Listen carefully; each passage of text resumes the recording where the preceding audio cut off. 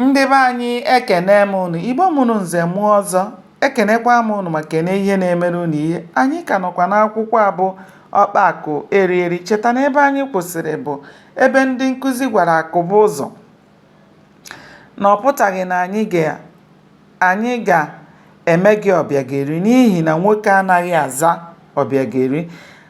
Agwa ndị isi kpasara Akụba ụzọ ejughị ya afọ ma ọrị. O mere ka ihe mgbu ya karịa ka ọ dịrị na mbụ. Mgbe ọbụla o chetara ihe yiri ya, ọ sụọ ude, fechaa isi na mwute. Ihe na-erikarịsị ya nri n'obi bụ na ọ maghị afọ ole ọ ga-akpachitekwa ego ga-ezuru ya ịga ala bekee. Mmụọ ya jụrụ nnọọ oyi n'ọnwa ole na ole ihe a mesịrị ya. Ọ nakwaghị agụ akwụkwọ. Mgbe ọbụla ọ nọrọ jụụ, gbanye aka n'agba, bulie isi elu na-eche otu a ga-esi kwa onye ukwu wara. O chetu maka ego ya, o chetu maka agụmakwụkwọ ya na ọganiru ya. Ndị na-akwa ya emo na-ekwurịta n'onwe ha sị, ọ dịghị ihe yiri ya, anyị maara ya nke ọma. Ọ dịghị oge anyị nụrụ na ndị ohi wakporo ya.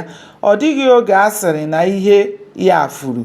Ọ naghị azụ ahịa ka anyị sị na eleghị anya na ahịa ya dara mmiri ma ọ bụ na ahịa nyụrụ ya.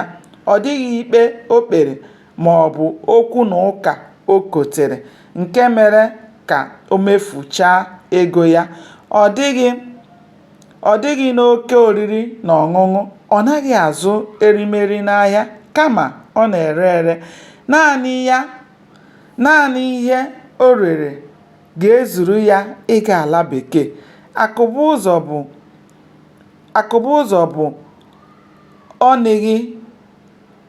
o righị enyeghị mmadụ. Anaghị eri ihe ya eri, anaghị eke eke. Ego bara ya n'aka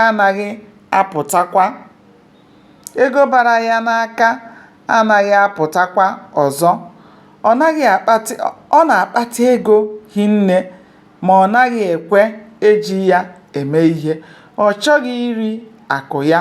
Ọ chọghị ịlụta nwaanyị ga na-eri akụ ya. O chefuo na ndị okenye na-ekwu sị, ọkpa akụ eri eri, lee ka ọnụ dị ndị nwụrụ anwụ. Gbanịa na-esonyere m ka anyị chọpụta ihe mere n'ime akwụkwọ a bụ Ọkpa Akụ Eri Eri. Aka m bụkwa nwanne ụnụ nwaanyị Oriakụ Uju Anyanwụ. Ndewo, ka o mesịa.